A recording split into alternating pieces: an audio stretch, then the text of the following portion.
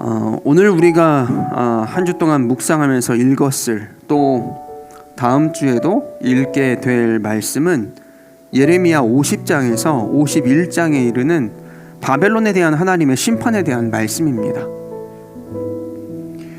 하나님께서는 이 바벨론 제국을 도구로 사용하셔서 유다를 징계하셨습니다. 그래서 우리가 이제 이미 다 살펴본 대로 남유다는 멸망하고 말았죠.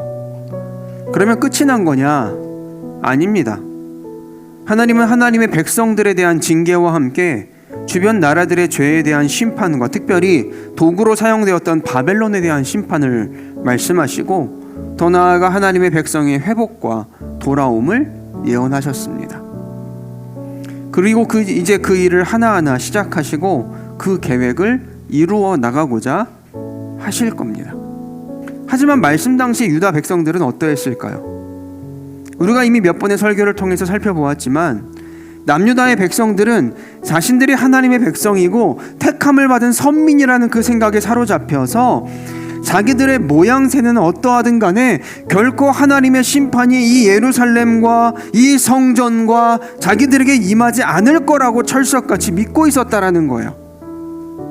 어쩌면 그래서 그렇기 때문에 더 안주하고 쉽게 하나님께로 돌이키며 회개하지 않았는지도 모릅니다. 왜? 여기까지가 마지노선이라고 자기들이 생각하고 있었기 때문에. 하나님께서는 절대로 자신들을 버리지 못할 거라고 생각하기 때문에. 여러분, 신앙인으로서의 우리의 모습이 이러지 않을 수 있기를 간절히 소망합니다. 보세요. 믿는 우리의 모습은 늘 겸손이고 낮음이 되어야 합니다. 우리가 하나님을 믿고 은혜 가운데 구원을 누리며 살아가는 데 있어서 가장 큰 장애물과 걸림돌은 오늘 유다 백성들이 보여준 이 교만이에요. 교만. 내게 뭔가 가치가 있어서 하나님께서 나를 선택해 주셨고, 나에게 뭔가 의미가 있어서 하나님께서 나를 구원해 주셨다고 생각하는 그 순간, 그래서 하나님께서는 나를 징계하실지언정 버리시지 못한다고 생각하는 그 순간 우리는 교만에 빠져서 방종하게 되고 하나님 앞에 간절히 나아가지 못하게 되는 겁니다. 근데 말씀 속에 하나님의 백성들, 이 유다 백성들은 어떠했습니까? 그들은 이런 하나님의 은혜를 깨닫지를 못했어요. 그리고 방종했고 교만했습니다. 그래서 오늘 이처럼 예레미야를 통해서 선포되는 하나님의 말씀을 믿지 않았어요. 이 때가 시드기야 왕 때라고 했는데, 그러면 이제 멸망하기 얼마 남지 않은 거예요. 임박한 그 순간입니다. 그런데도 그런 상황을 깨닫지 못하고 말씀을 믿지 않았다라는 거죠. 그래서 어떻게 됩니까? 끝내 망하고 마는 거예요. 절대로 아니라고 생각했던 모든 것들이 현실이 되어버렸어요. 하나님의 선민이요 택함을 받은 백성이라고 여겼던 자신들이 패배했습니다. 예루살렘이 무너졌습니다. 한낱 짐승처럼 하나님도 모르고 택함도 받지 못한 이방인 나라에 의해서 철저하게 무너져 버렸다라는 거죠.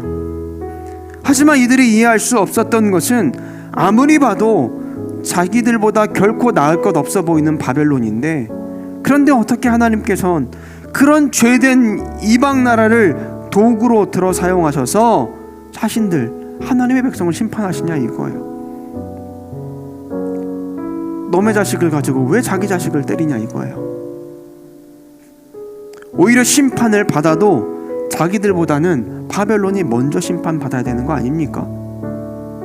악을 행해도 그들이 더 악했고, 죄를 범해도 그들이 더 많이 범했으니까 비교가 안 되잖아요.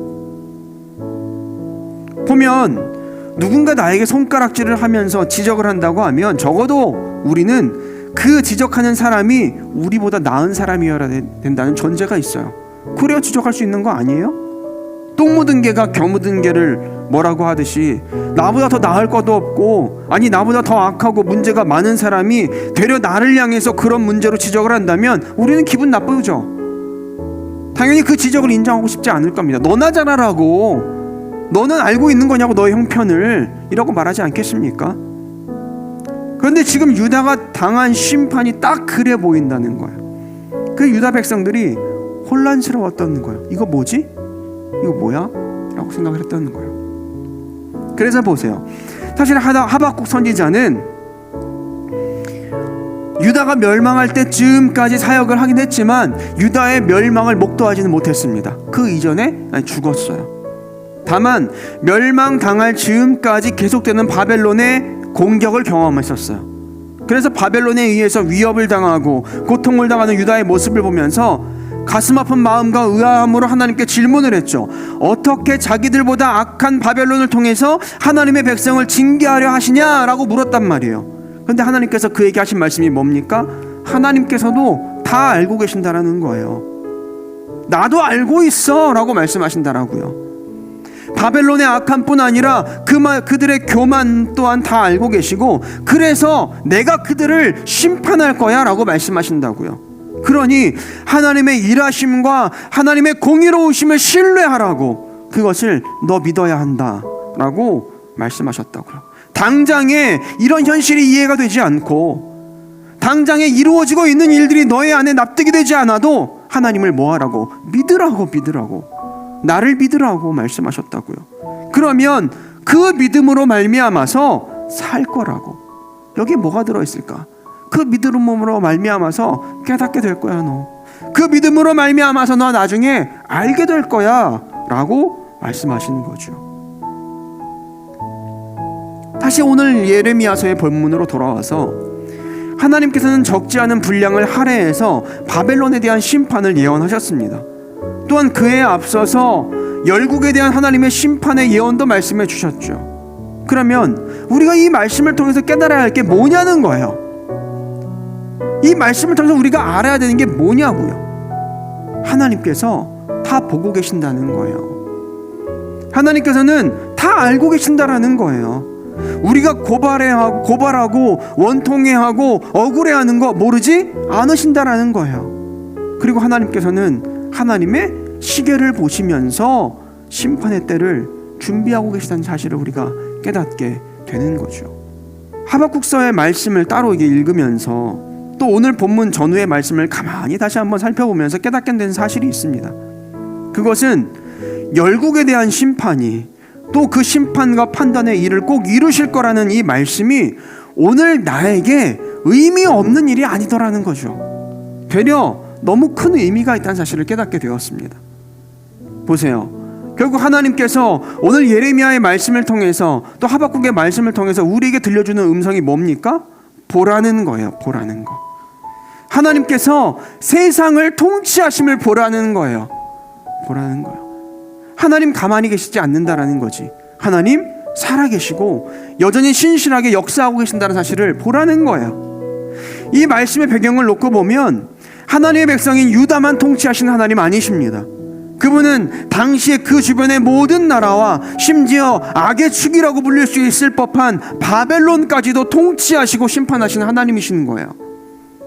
또 오늘날 우리의 삶에 대입해 보면 하나님께서는 여전히 살아계셔서 믿는다라고 말하는 우리의 삶만을 통치하지 않으시고 세상 모든 나라와 모든 창조물들을 다 다스리시고 통치하시는 하나님이란 사실을 우리로 깨닫게 하신다라는 거죠. 보세요. 오늘날도 말씀 속 하나님의 백성들이 느끼는 그 불합리한 모습, 믿음의 사람들이 손해를 보고 아픔을 당하고 고통을 받고 어려움을 당하는 억울해 보이는 일들 많이 있지 않습니까? 악하고 무지한 자들은 떵떵거리며 잘 사는데 반해 의롭고자 하고 거룩하고자 하는 성도는 되려 궁핍하고 어려움을 당하고 손해를 보며 사는 것을 볼 때가 많이 있지 않나요? 그것이 크던 작던 그런 일들은 늘 우리 주변에 있단 말이에요. 그리고 그럴 때마다 과연 믿음으로 사는 이 길이 맞는 길인지, 또 하나님께서는 살아계시다고 하시면서 도대체 왜 역사하시지 않고 이런 악을 방치하시는지 의아할 때가 있지 않습니까? 여러분, 분명한 사실은 이런 모든 문제들을 우리의 머리로 이해하고 우리의 어떠함으로 풀려고 하면 상황은 더욱 복잡해질 겁니다. 우리의 판단과 지혜를 가지고 이해하려고 하면 되려 미궁에 빠지고 낙담하게 될 수밖에 없을 거예요. 현실만을 놓고 보면 그럴 수밖에 없습니다. 마치 바벨론에 심판당하게 될 거라고 예언하는 예레미야의 예언을 들은 유다의 백성들처럼 이게 말이 돼? 이게 맞는 일이야? 악인이 우리를 심판한다고? 이게 하나님의 공의야? 라는 생각이 들 수밖에 없는 상황이죠. 또 또 그런 상황을 목도하고 있었던 하박국 선지자와 같은 그런 마음이 들 수밖에 없는 거예요. 그러면 여러분, 오직 우리는 하나님의 말씀만을 붙잡고 믿으라 하신 하나님을 더욱 굳건히 믿으며 나아가는 그 마음이 가득해야 할 줄로 믿습니다. 기다리라고, 결국 공의를 이루실 거라고 말씀하신 하나님을 신뢰함으로 그렇게 하나님 붙잡고 우직하게 믿음으로 나아가는, 믿음으로 또한 기다리는 우리가 되어야 할 줄로 믿습니다.